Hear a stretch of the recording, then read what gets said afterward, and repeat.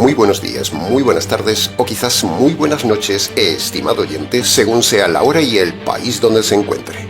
Reciba este característico saludo pastoral de quien les habla, el pastor bautista Nikos Ricoy, emitiendo este programa desde aquí en Valencia, España. Le damos la bienvenida una vez más a nuestro nuevo programa semanal Encuentros.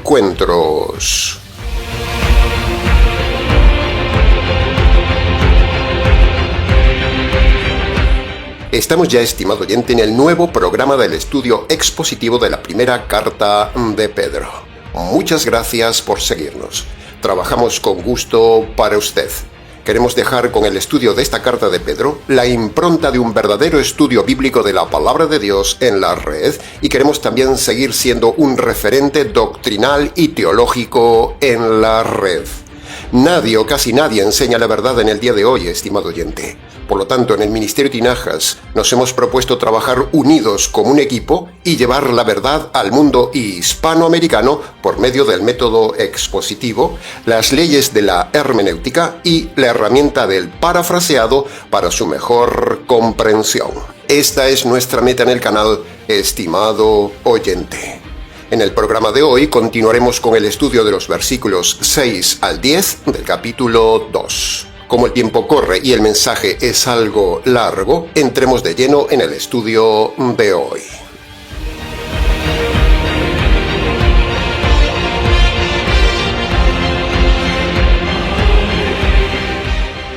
La carta de Pedro, como ya hemos dicho muchas veces, está dirigida exclusivamente a los judíos que se habían convertido del judaísmo al cristianismo. Esos judíos habían dejado de creer en Moisés, habían dejado los ritos antiguo testamentarios, ahora creían en el Mesías y hacían lo que les mandaba el Mesías por medio del apóstol Pedro. Bien, hasta aquí aclarado el contexto. Las cartas de Pedro son cartas a judíos convertidos. Pero, resulta que usted y yo no somos judíos. Por lo tanto, ya tenemos un problema ante la carta de Pedro. La carta de Pedro no es para usted ni para mí, estimado oyente, porque usted y yo no somos judíos. Pero resulta que el problema se agranda porque usted no es convertido. Usted no es salvo, usted no es cristiano, usted es un perdido. Y digo esto con autoridad porque si usted está metido en alguna de las iglesias típicas de hoy, entonces eso demuestra lo que decimos. Demuestra que usted no es salvo, no es cristiano, es solo una persona religiosa pagana. Por lo tanto, la carta de Pedro no es para usted, porque la carta de Pedro es solo para convertidos. Con este doble panorama, una carta dirigida a judíos y a convertidos, entonces a nosotros los expositores bíblicos nos exige un gran trabajo de análisis cuidadoso del texto para no engañar a la gente haciéndoles creer que la carta de Pedro es para ellos, tal como hacen los predicadores y los sacerdotes de hoy que toman la carta de Pedro y se la aplican a usted como convertido diciendo que la carta de Pedro es una carta universal, pero eso es falso. Hay miles de predicadores y sacerdotes simplones, impostores, bufones, ignorantes y malos líderes que toman a la ligera la carta de Pedro y se la aplican a los gentiles, haciéndoles creer que son salvos y que la carta de Pedro es para ellos. Pero eso es mentira. Literalmente, teológicamente, doctrinalmente, contextualmente hablando, las cartas de Pedro no son universales, son cartas solo dirigidas a judíos convertidos al Mesías. Así que nuestro esfuerzo pastoral es redireccionar el texto judío hacia usted como gentil inconverso. Todo un arte, estimado oyente, todo un arte, un arduo y doble trabajo que hacemos con exactitud matemática para su mejor comprensión.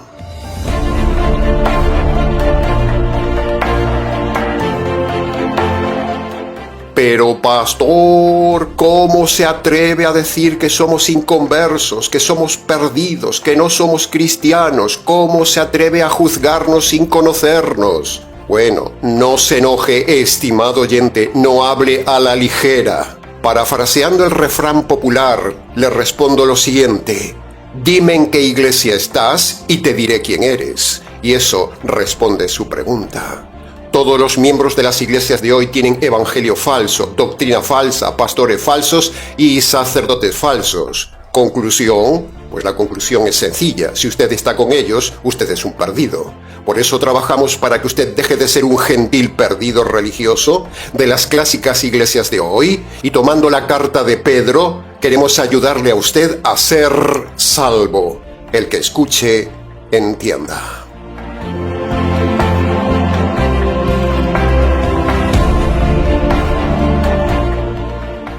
Entremos entonces en el análisis, comentario y enseñanzas del primer versículo de hoy, el versículo 6, que, de forma parafraseada, dice así. Dijo Dios un día en el libro de Isaías: pondré en Jerusalén la piedra del ángulo, piedra escogida y preciosa. El que ponga su fe en ella no estará desorientado. Punto número 1. Antes que nada, quiero que analicemos esta mini frase. Dios dijo o la Escritura dijo, para recordarle, estimado oyente, que si Dios dice, se cumple. Si la Escritura dice, se cumple. Es posible que tarde algo en cumplirse, pero se cumple al fin. Y no me refiero a las promesas de prosperidad, no. No estamos hablando de esa mentira. Las promesas de prosperidad son falsas, están caducadas, son todas tomadas del Antiguo Testamento por los lobos y eran solo promesas para Israel, no para la iglesia. Así que no se deje engañar con eso de que Dios cumple sus promesas materiales tomadas del Antiguo Testamento, o que Dios es un Dios de pactos para hacerle creer que Dios le hará millonario. ¡No! Cuando decimos que Dios cumplirá sus promesas, estimado oyente, me refiero a las promesas del Nuevo Testamento que son las que están vigentes. Y una de esas promesas es que Dios lo juzgará, porque Dios es juez. Esa promesa que nadie enseña se cumplirá aunque a usted no le importe. Un día Dios ha prometido que juzgará a todo hombre, y eso lo incluye a usted. Así que tenga cuidado, estimado oyente inconverso, porque Dios lo juzgará. Es su promesa. Dios dijo y Dios lo hará. La Escritura dice y entonces se cumplirá. Nadie de los oyentes que me escucha escapará a la más terrible promesa de Dios, su juicio a cada hombre, por lo que hace, por lo que no hace, por lo que dice, por lo que piensa, por sus intenciones, por sus pensamientos, por sus deseos, por sus obras, por las obras que no hizo y por sus omisiones. Dios no tiene apuro, pero le juzgará un día, estimado oyente, y tiene toda la eternidad para analizar, para escarbar a cada uno y analizar todo lo hecho por todos los hombres. Así que tiemble, estimado oyente, tiemble, porque Dios dice y se cumple. Y nosotros queremos llevarle a este punto. Cuidado, porque la promesa de ser juzgado se cumplirá. Dios dijo que vendría el Mesías, la roca, y vino. Pero ahora hay otra promesa temible. Dios, el Mesías, juzgará un día minuciosamente a cada hombre y lo hará. ¿Está usted preparado, estimado oyente? ¿Están sus pecados perdonados para cuando llegue ese día del juicio, estimado oyente?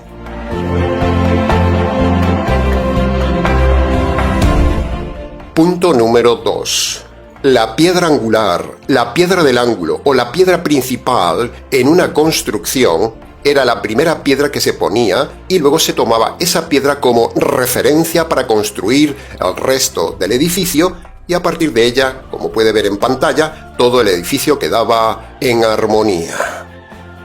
Pedro nos vuelve a repetir aquí que Cristo es la roca, estimado oyente católico, que Cristo es el cimiento esencial sobre el cual se construye la iglesia y la fe. Cuando Jesús dijo a Pedro en Mateo capítulo 16, versículo 18, «Sobre esta piedra edificaré mi iglesia», se refería a que Cristo es el Mesías. Cristo era la roca de la nueva fe. No se refería a Pedro como la roca. Y la prueba de que Pedro mismo no lo entendió como lo entiende erradamente la Iglesia Católica se ve precisamente aquí en esta carta de Pedro, donde repetidamente Pedro se descarta a sí mismo como papa, se descarta como roca, se descarta como fundamento y dice que Cristo es la roca, no él. Por lo tanto, los católicos están errados. Entonces nos preguntamos, ¿Por qué los católicos no leen este pasaje? ¿Por qué el Papa no lee este pasaje? ¿Por qué su sacerdote no lee este pasaje? ¿Por qué en la Iglesia Católica no se leen estos pasajes de Pedro, estimado oyente? La razón es que desde el inicio todo se les fue de las manos a la Iglesia Católica y claro, ahora ya no pueden dar marcha atrás. Han entrado en un tobogán, en una espiral que va hacia los infiernos con esa creencia errada de que Pedro es el primer papa, una espiral de mentiras que ni ellos mismos pueden detener. Por eso siguen en la mentira de creer que el papa es la roca y el sucesor de Pedro. Pero usted, estimado oyente católico, aún puede saltar y salir de ese tobogán, aún puede escapar de la Iglesia Católica. La Iglesia Católica no es la roca de nada, en todo caso, es la roca del error, la roca de la herejía, la roca de la mentira, donde están cimentados millones de personas. ¡Ay de ustedes, sacerdotes! ¡Ay de ustedes, obispos, cardenales y papas! ¡Ay de ustedes la que les espera! Como decía el Señor Jesús a los líderes de su tiempo, ¡ay fariseos! Ciegos, guías de ciegos, y ambos irán a los infiernos. El que escuche, entienda.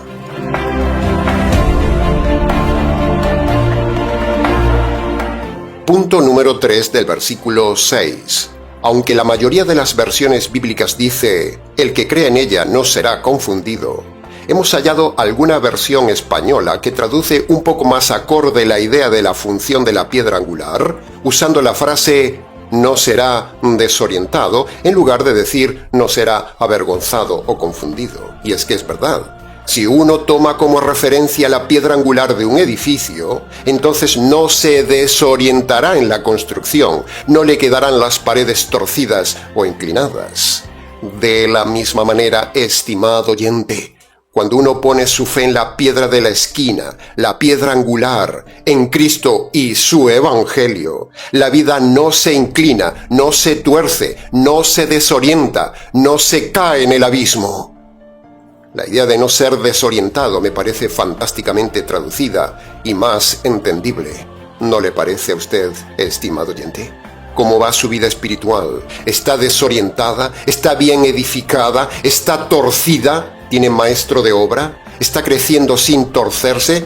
¿O su vida está desorientada y torcida? Para preguntas del tema, escríbanos.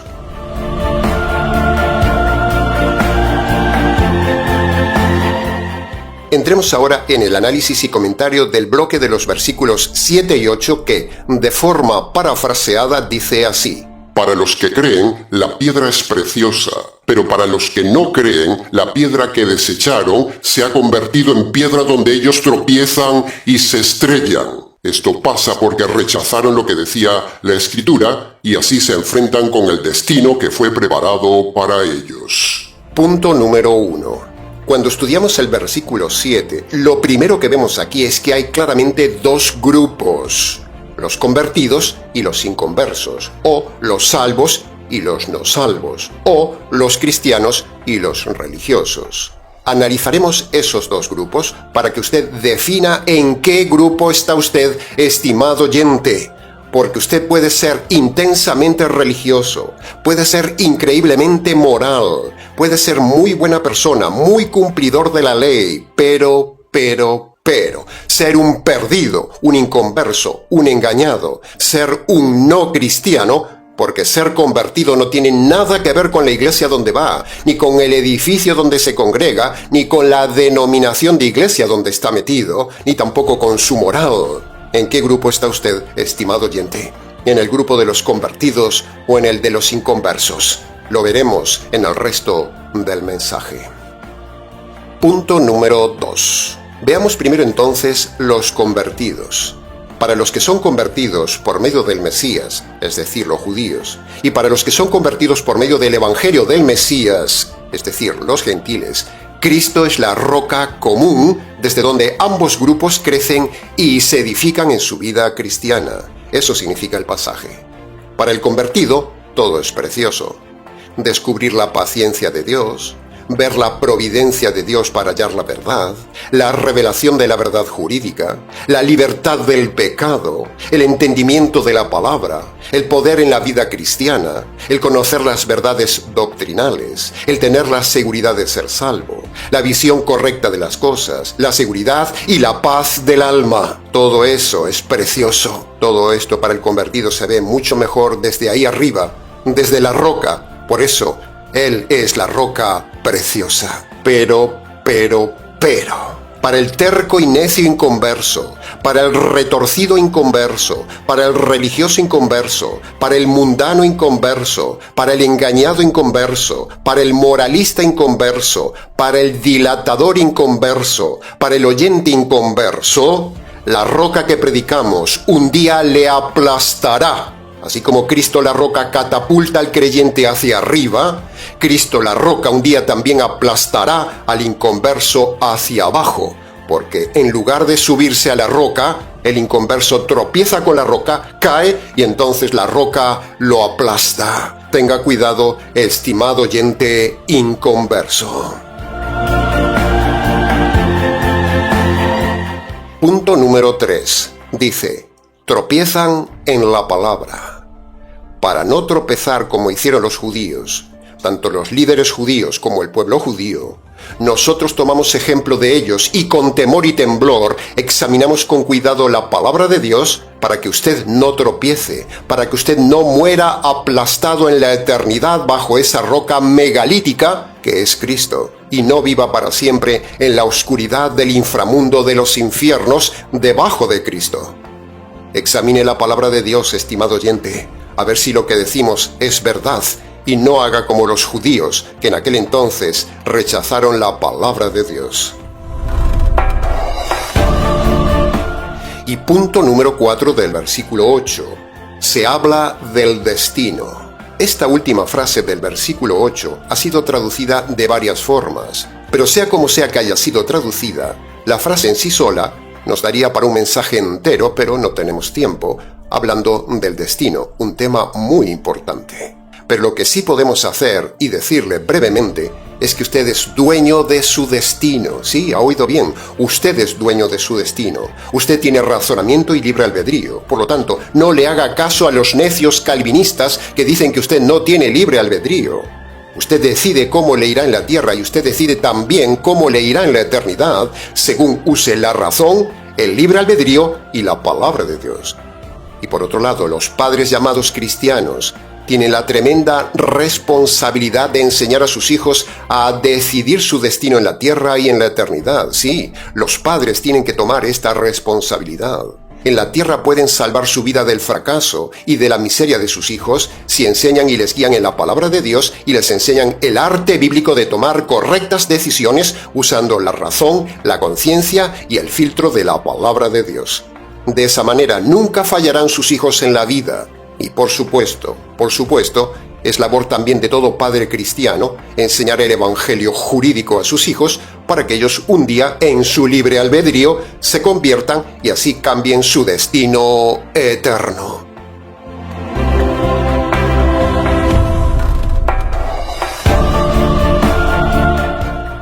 Y para terminar este apartado del destino, usted aún está a tiempo de limpiar su pasado y aún está a tiempo de cambiar su destino eterno si obedece Marcos capítulo 1 versículo 15. Marcos capítulo 1 versículo 15 le perdona el pasado, le orienta en el presente y le dará un destino futuro correcto de felicidad eterna en el reino de los cielos. Marcos capítulo 1 versículo 15 cambia el destino de los hombres.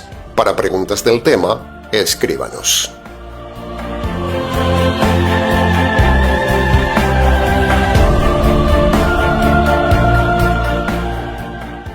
Entremos ahora en el análisis y comentario del versículo 9 que, de forma parafraseada y en versión latinoamericana, dice así: Ustedes son ahora familia de Dios, son sacerdotes del reino de Dios, son una nación santa y son el pueblo elegido por Dios para anunciar las maravillas de aquel que los llamó de las tinieblas a su luz. ¡Qué pasaje, estimado oyente! ¡Qué pasaje tan intenso, tan compacto, tan completo!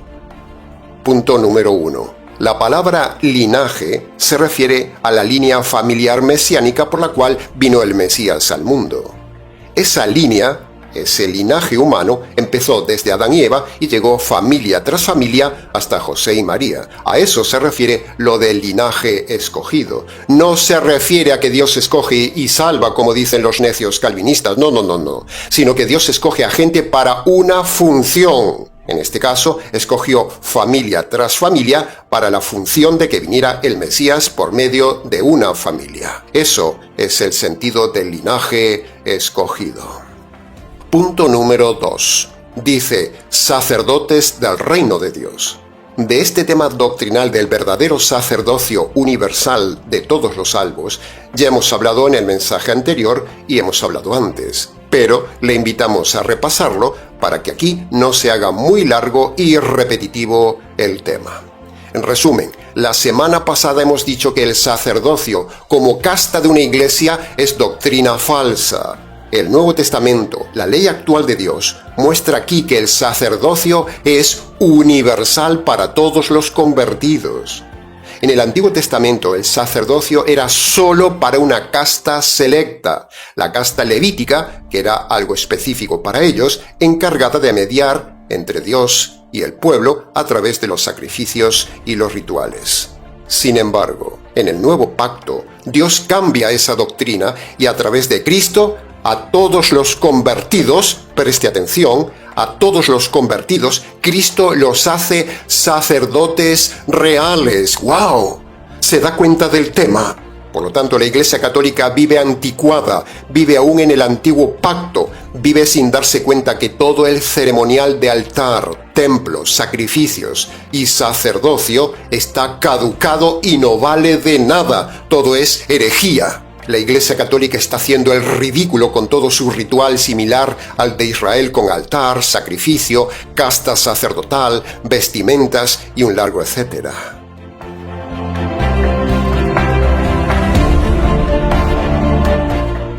Escuche bien esto. Cristo el sumo sacerdote cumplió ya todos los ritos y ahora es sacerdote para siempre. Pero no solo eso, sino que por medio del Evangelio, Cristo hace sacerdotes para siempre a todos los convertidos. Se lo repito, por medio del Evangelio, Cristo hace sacerdotes para siempre a todos los convertidos. ¿No le parece maravilloso? Y esto que decimos es ex cátedra, es teología en estado puro. Así que preste atención, estimado oyente católico. Si Pedro es el supuesto primer papa para usted, como católico, deberían leer este pasaje de Pedro, donde Pedro nos está diciendo aquí que todo convertido, todo salvo, todo cristiano es sacerdote. Por lo tanto, primero, no necesitamos sacerdotes católicos como mediadores, ni necesitamos pastores o ministerios de oración que intercedan por nosotros. Todo eso es falso. Los ministerios de oración son falsos. El convertido puede acercarse a Dios en oración, en alabanza, en adoración y en agradecimiento sin intermediarios. Los sacerdotes o los ministerios de oración evangélicos sobran, son inútiles, están pecando, están usurpando una función que Dios no les da. Por lo tanto, toda persona que lleva a su hijo bebé a bautizarlo con un sacerdote, o toda persona que se confiesa a un sacerdote, o toda persona que cree en las funciones de un sacerdote, o toda persona que va a un pastor para que ore por él, eso no vale de nada porque todo verdadero convertido puede acercarse a Dios sin mediación de nadie. Por lo tanto, no confíe más ni vaya nunca más a un sacerdote católico ni a pedir oración a un pastor. Eso es pecado, porque no concuerda con la teología neotestamentaria de Pedro. Segundo, el término sacerdocio del reino o sacerdocio real, lo de real le añade una dimensión eterna, majestuosa, solemne, imperial, porque eso de real no es para la tierra, sino que es sacerdocio real como un oficio de realeza para la eternidad en las celebraciones del templo del reino. Imagínese la dimensión de esa frase, sacerdocio real. Eso habla de solemnidad, de grandeza, de espectacularidad, una imagen tremenda. imágenes e impacto de cada ceremonia del reino en el áureo santuario del Empíreo. ¡Qué tremendo debe ser eso, estimado oyente! Donde la luz divina se irradia con esplendor inmaculado y majestuoso a todo el universo sobre una congregación inmaculada de millones de seres y una hueste infinita, gloriosa y variada de una raza de hombres nueva.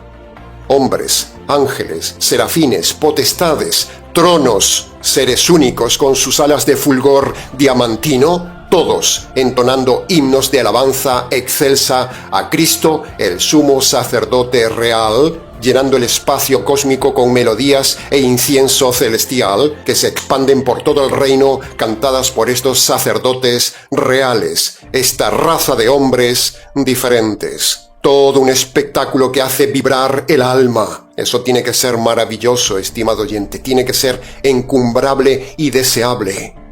Las almas de los hombres, sacerdotes reales, con sus túnicas inmaculadas, sus voces perfectas, refulgentes de gracia divina, se postran en profunda reverencia ante el sumo sacerdote divino, según el orden de Melquisedec.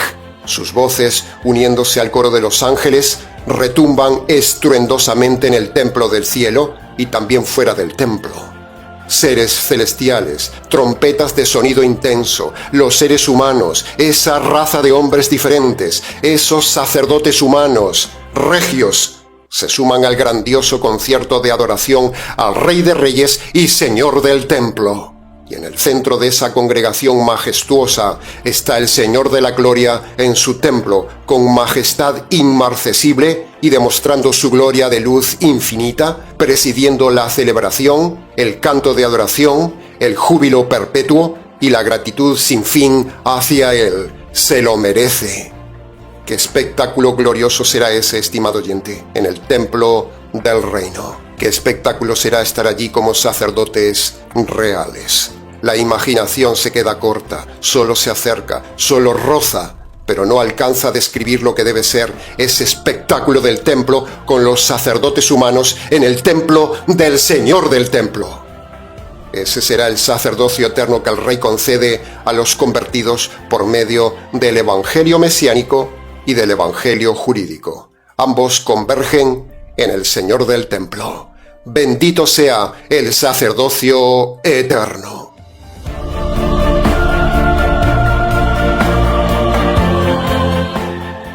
Punto número 3 del versículo 9 dice: Nación Santa.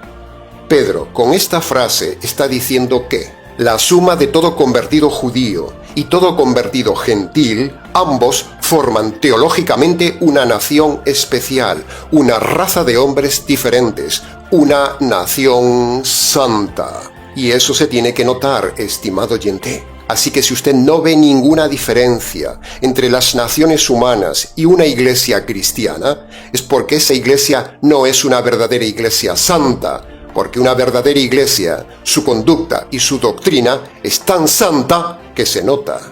Si usted no tiene una conducta santa ni una doctrina santa, ese más ese, entonces usted no pertenece a la nación santa del Hijo, y usted no estará con el Hijo, porque el Hijo es santo, Dios es santo, el reino es santo, y si usted vive una vida inmoral, una vida como el mundo, por lo tanto no entrará al reino santo, entrará al reino de la oscuridad eterna.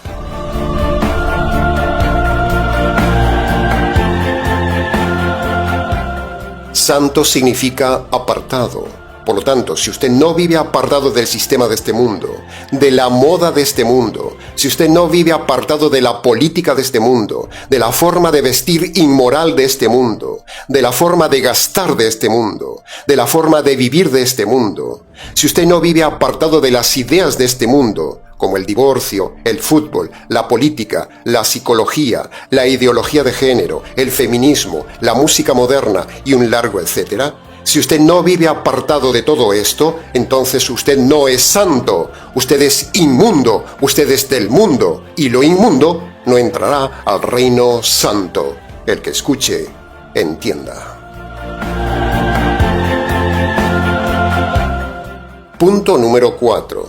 Dice, pueblo elegido por Dios. Lo de pueblo elegido no es el concepto calvinista de que Dios elige a la gente para que se salve. No. Aquí el concepto de que Dios elige un pueblo lo elige para anunciar la salvación, no para salvarnos. La salvación, tanto de los judíos como de los gentiles, es individual en su libre albedrío. Y luego ese grupo de personas salvas, Dios las llama su pueblo y entonces Dios les manda compartir el Evangelio. Los judíos anunciar que Jesús es el Mesías. Y a nosotros nos manda, como gentiles, como pueblo elegido, nos manda llevar el Evangelio jurídico a las naciones.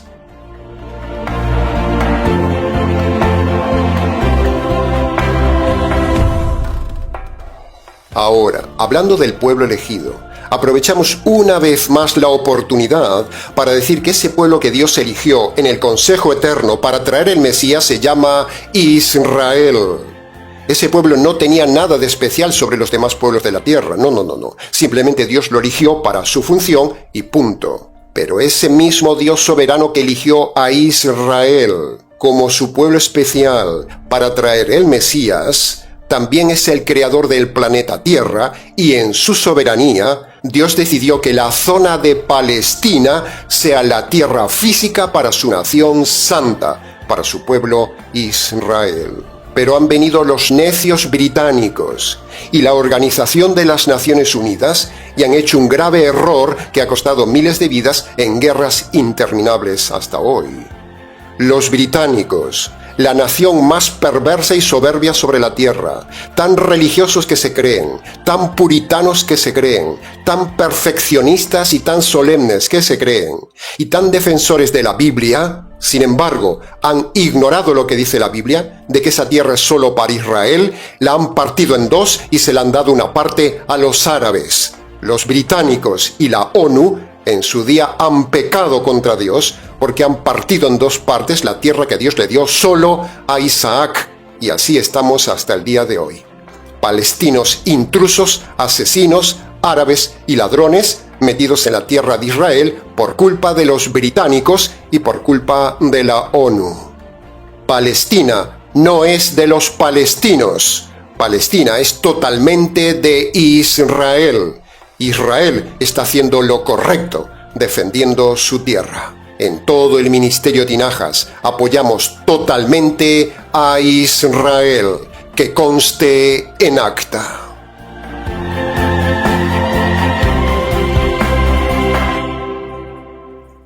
Punto número 5 del versículo 9. Anunciar las maravillas de Dios se refiere al evangelismo, tanto el evangelismo que deben hacer los judíos convertidos, en difundir que Jesús es el Mesías, como también para nosotros los gentiles, difundir la maravilla del evangelio jurídico a los gentiles. Entonces aprovechamos y le preguntamos, estimado oyente, ¿qué evangelio está predicando usted? ¿Está usted anunciando el falso evangelio del amor de Dios? ¿O está usted anunciando en su entorno las maravillas del evangelio jurídico? ¿Dónde están los que se llaman cristianos proclamando el verdadero evangelio? ¿Dónde están? ¿Dónde está su evangelismo, estimado oyente? ¿Anuncia usted las maravillas de la salvación de Dios? ¿O usted anuncia el falso amor de Dios, anuncia la prosperidad, los milagros y la buena vida? ¿Qué anuncia usted, estimado oyente? Nosotros enseñamos cada semana las maravillas jurídicas de Dios a los hombres gentiles. Se lo repasamos. Dios es juez y el hombre es un delincuente porque comete delitos rompiendo la ley de Dios. Entonces Dios, como juez, tiene que aplicar la justicia sobre el hombre. Es pura lógica. Pero si Dios aplicara la justicia sobre el hombre y lo matara, el hombre iría directamente a la cárcel eterna. Pero Dios diseñó un plan jurídico para salvar al hombre, de tal manera que Dios no se salte su justicia al perdonar al hombre y a la vez el hombre pueda recibir el perdón de sus delitos. Para ello, el Hijo del Juez se hace hombre, cumple toda la ley de Dios y aún encima se ofrece a recibir la justicia que merece el hombre delincuente. De esta manera, al descargar Dios su justicia sobre su Hijo, Dios queda satisfecho, su justicia queda aplacada. Pero, aunque esto está hecho por parte de Dios, es decir, satisfacer su justicia, con esto hecho por Dios, el hombre aún no es perdonado, porque Dios manda que el hombre haga su parte para ser perdonado. Dios manda a todo hombre en Marcos capítulo 1 versículo 15 obedecer dos requisitos jurídicos para ser perdonado. Primero, el hombre debe humillarse ante Dios el juez y reconocer sus delitos de forma concreta y apartarse de ellos. Eso es el arrepentimiento. El segundo requisito es que el hombre debe reconocer que merece la justicia de Dios por sus delitos. Debe reconocer también que esa justicia le cayó al Señor Jesús en la cruz. Y por último, el hombre debe apropiarse por la fe de esa justicia caída sobre el Señor Jesús, el Hijo del juez. Cuando el hombre obedece estos dos requisitos, Dios el juez lo declara jurídicamente inocente y le libra de todos sus delitos. ¿No le parece un plan jurídicamente maravilloso que hay que anunciar a los hombres? ¿Qué evangelio está usted anunciando al mundo, estimado oyente?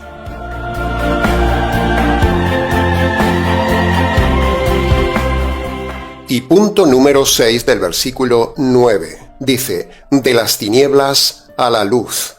Decir de las tinieblas a la luz es igual que decir conversión. Entonces le preguntamos, ¿cuándo ha pasado usted de las tinieblas a la luz? Es decir, ¿cuándo se ha convertido? ¿Cómo se ha convertido? Es decir, ¿ha dejado de vivir en la oscuridad? ¿Ha dejado de ser ignorante de la Biblia y de lo espiritual? ¿Ha dejado de consultar las cosas ocultas como la santería, el espiritismo, las religiones orientales, las cartas, el consultar a los muertos, la brujería, la superstición y un largo etcétera? ¿Lo ha dejado? Todo eso son tinieblas, estimado oyente. La religión son tinieblas. Aquí tiene el caso de los judíos que estaban en su religión y Pedro les dice que pasaron de las tinieblas a la luz. Por lo tanto, la religión son tinieblas. Las iglesias son tinieblas. ¿Ha dejado la oscuridad de la religión y de su iglesia, estimado oyente? ¿Sabía usted que las iglesias son templos de las tinieblas? ¿Ha dejado de andar escondido pecando? ¿Peca usted en lo oculto, en la soledad, en el secreto, cuando nadie lo ve? ¿Vive usted escondido y escapado de la ley humana? ¿Vive usted en la oscuridad de la magia, de lo paranormal, de las películas de terror y en la superstición? ¿Le gusta a usted todo el mundo de las tinieblas? ¿Vive usted en la oscuridad de una vida como en un túnel oscuro donde no hay salida? ¿Su mente está en la luz o en las tinieblas? ¿Tiene usted ideas de los masones, de los mormones o de alguna secta oculta? ¿Su mente está entenebrecida? ¿Su mente no tiene salida? ¿Su mente no tiene vida? ¿Su mente está bloqueada? ¿Su mente tiene preguntas sin contestar? ¿Su mente no entiende ni la Biblia, ni la vida, ni la verdad? ¿Entiende usted sus circunstancias y por qué las está pasando, estimado oyente? ¿Vive usted en la oscuridad de las tinieblas de su carácter oscuro e introvertido? ¿Le gustan las cosas del diablo, sus ritos, sus cosas ancestrales? ¿Le gusta a usted todo lo que son las religiones ocultas o las religiones orientales? ¿Vive usted al margen de la ley? ¿Vive usted escapado de la ley? ¿Está metido en alguna secta? ¿Ha hecho o participado en algún rito satánico?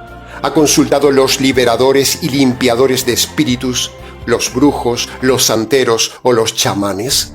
¿Ha participado en alguna liberación de alguna iglesia pentecostal? ¿Sabe usted que todo eso de las liberaciones en las iglesias pentecostales es ocultismo religioso? Y para terminar, las mayores tinieblas que un hombre puede tener es no tener la luz del Evangelio.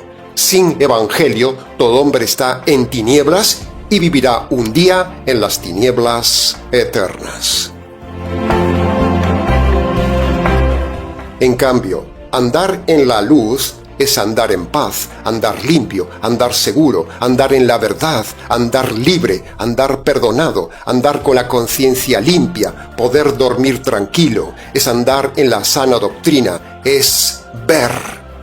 Estar en la luz es gozo, es vida, es ánimo, es paz, es ver las cosas claramente. Es hermoso estar en la luz, es tener la conciencia limpia y los pecados perdonados. Tener la luz de la verdad anima en la vida, nos hace libres y libres en la eternidad de la oscuridad eterna. Y la mayor luz que un hombre puede recibir es la luz del verdadero Evangelio. Esa luz no solo guiará su camino hacia la luz eterna, sino que aquí en la tierra podrá tener la luz de la vida. El Evangelio, desde el punto de vista jurídico para los gentiles, es la primera gran luz que ilumina su vida y es la gran luz que necesita este mundo. El ministerio Tinajas es la gran central que da luz a todas las naciones.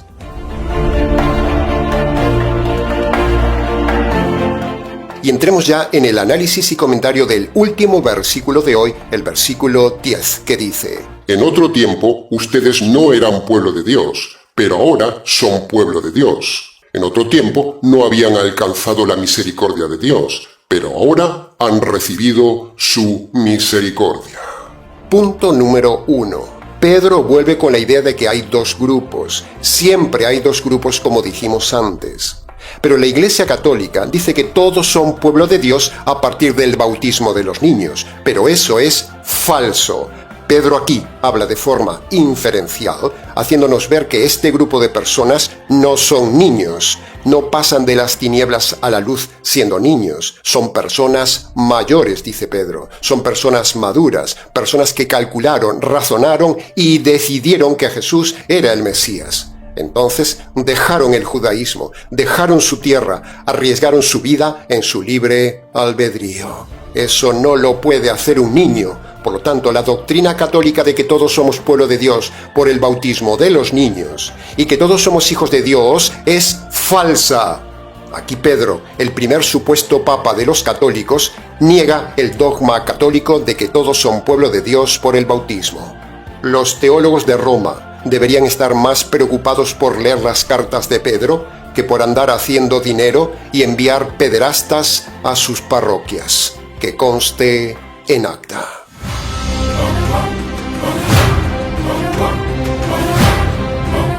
Punto número 2. Se habla de la misericordia de Dios. Pero, ¿cuándo se alcanza la misericordia de Dios? Si el mundo está bajo la ira de Dios, todos están bajo la condenación de Dios y todos son enemigos de Dios esperando el castigo eterno de Dios. ¿Cuándo?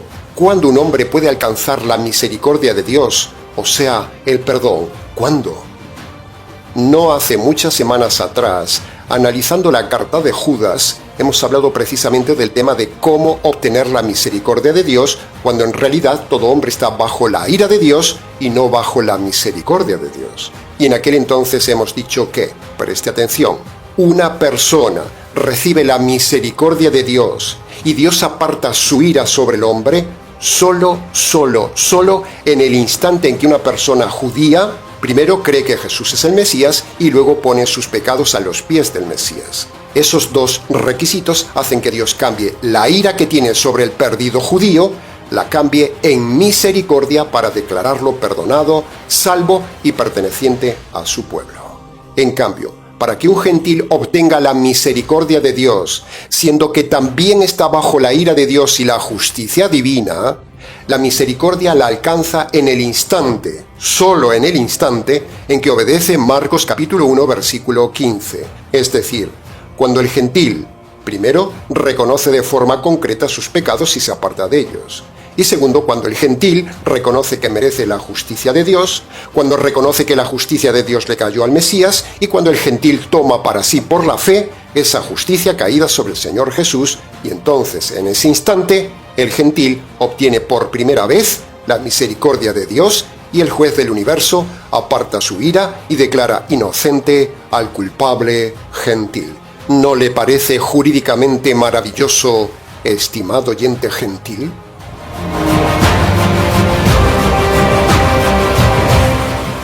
Esta es la fórmula universal de Dios para todos los hombres gentiles. Todas las iglesias de hoy, estimado oyente, enseñan mal el formato de salvación. Marcos capítulo 1, versículo 15 es el formato universal para la salvación. El tema es muy serio, estimado oyente. Por eso en el Ministerio Tinajas somos tan escrupulosos y tan detallistas enseñando la palabra, porque tan solo un error en nuestra prédica y entonces usted no entrará al reino. Por eso nos esforzamos.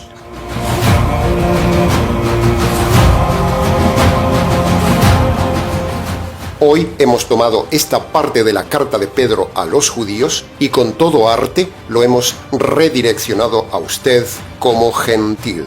Así se enseña la palabra de Dios. En el Ministerio Tinajas trabajamos para que los gentiles escapen de la ira de Dios y alcancen la misericordia de Dios. Amén. Aleluya.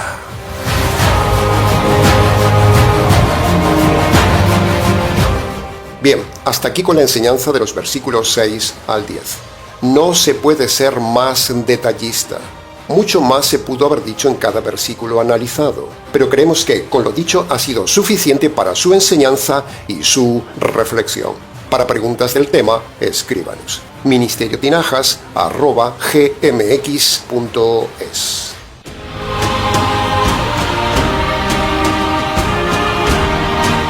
Nada más por hoy, estimado oyente. No se olvide este mes de ayudar al Ministerio Tinajas. Lo necesitamos. La mies es mucha y los medios son pocos. Muchas gracias anticipadas. Les ha compartido este mensaje, como siempre, quien les habla, el pastor bautista Nikos Ricoy, emitiendo el programa desde aquí, en Valencia, España. Será entonces con el gusto de siempre, hasta el próximo mensaje, aquí en nuestro habitual programa semanal Encuentros.